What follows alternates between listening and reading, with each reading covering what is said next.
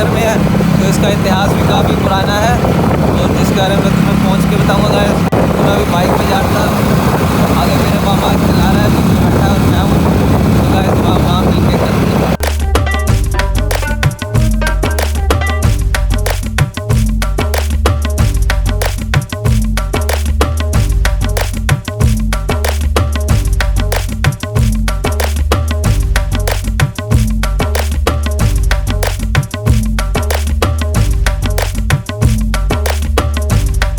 तो गाइस खेतों में से होते हुए नहरें क्रॉस करते हुए तो गाइस हम शहर पहुंचे, और शहर पहुंचते हुए हमें सबसे पहले कृष्ण जी की मूर्ति के दर्शन हुए और कुछ साधु संत भी दिखे हमें।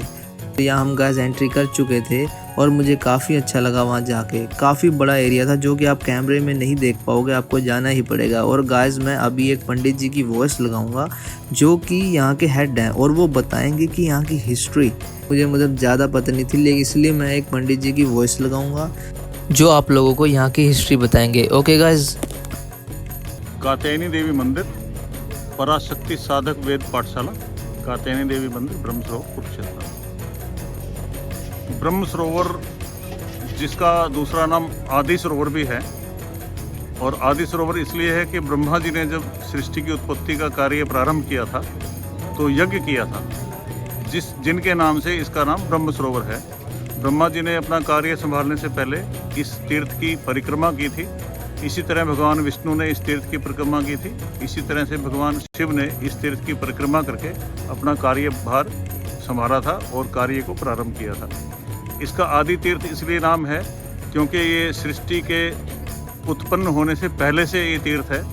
ये सतयुग में भी था, ये द्वापर में भी था, ये त्रेता में भी था, और ये कलयुग में भी है। कलयुग में थोड़ा इसका व्यास थोड़ा कम हो गया, लेकिन तीर्थ ये विद्यमान है।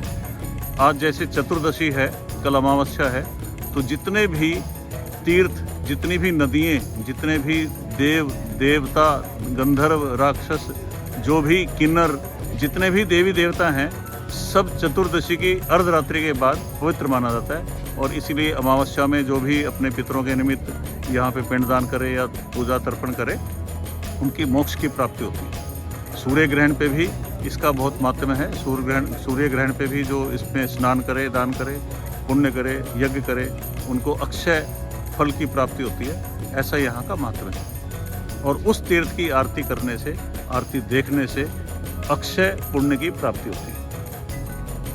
सनेश सरोवर जो है वो भी एक ब्रह्म सरोवर का हिस्सा ही है। और महाभारत काल में बलराम जी ने 18 दिन पूरे कुरुक्षेत्र भूमि की ही प्रदक्षिणा की थी, युद्ध में भाग नहीं लिया था। तो इस ब्रह्म सरोवर का जो 5-5 योजन चारों तरफ इसका लिखा हुआ है कि 5 योजन पूर्व में, 5 योजन पश्चिम में, 5 योजन उत्तर में, 5 योजन दक्षिण में। तो अगर हम उस हिसाब से लगाएं तो जितना भी ये शहर है, थानेश्वर शहर है, जितने भी तीर्थ हैं, आसपास के जितने भी तीर्थ हैं, सब ये ब्रह्म सरोवर ही था। इतना विशाल था उस समय, 5-5 योजन चारों तरफ। युद्ध कहाँ? युद्ध 48 कोस की भूमि है, जिसमें 5 जिले आते हैं, 5 डिस्ट्रिक्ट हैं। District Kurukshetra, district Karnal, district Panipat, district Jind, district Kaithal.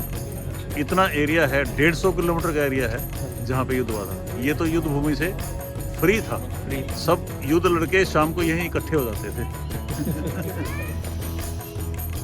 मुगलों ने यहाँ पे अपना कैंप लगाया था, और उस समय इसका नाम मुगलपुरा हो गया था।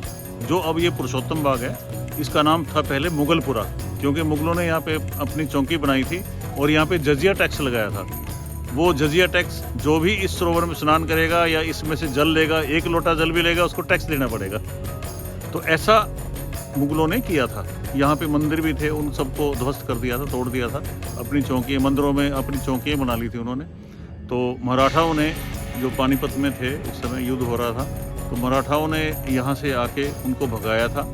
और पंजाब से जो गुरु गोविंद सिंह की सेनाएं थी, उन्होंने उन सबको यहाँ से भगाया था और ब्रह्म सरोवर को जजिया टैक्स से मुक्त किया था।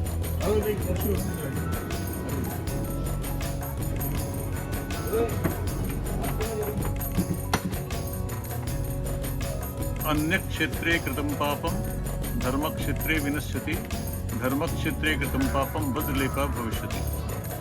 कुरुक्षेत्र में इस धर्म क्षेत्र में 48 कोस की भूमि में किया हुआ पुण्य 13 गुना फलित होता है। आपने एक तो गाइस जो आप ये पेंटिंग देख रहे हो पीछे, ये सारी हर पिलर पे अलग अलग है।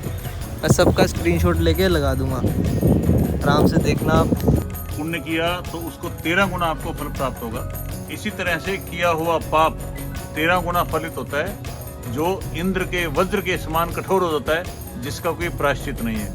कोई भी आप बाहर पुण्य कर्म करेंगे, कोई भी पाप कर्म करेंगे तो उसका प्रायश्चित के द्वारा यहाँ पे विनाश हो जाता है, लेकिन यहाँ पे किया हुआ पाप कर्म 13 गुना फलित होता है।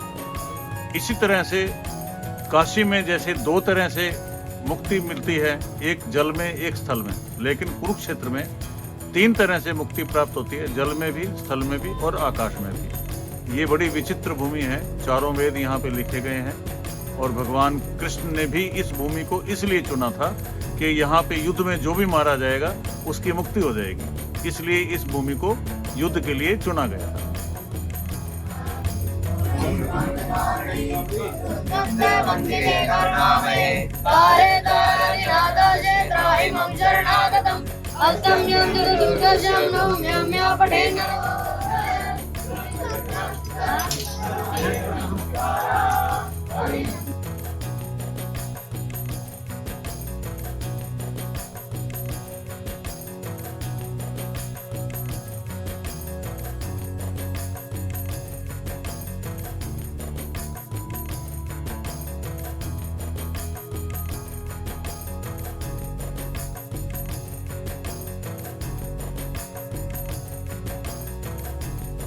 तो गाइस हमें सरोवर के बाहर आते ही एक मार्केट दिखी छोटी सी। और गाइस यहाँ पे बहुत कुछ मिलता है, आप जो चाहे वो ले सकते हो, टॉयज कुछ भी।